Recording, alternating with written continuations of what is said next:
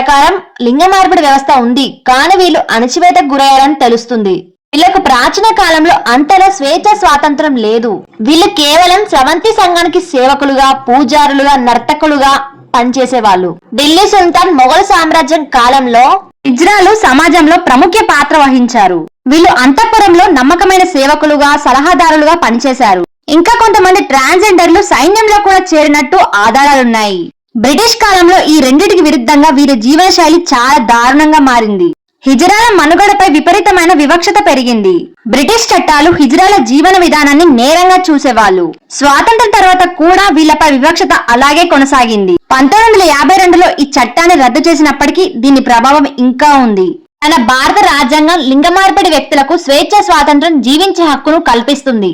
అయినా ఈ సమాజంలో లింగ మార్పిడి వ్యక్తుల పట్ల అవగాహన మరియు ఆమోదం ఇంకా పెరగాల్సి ఉంది.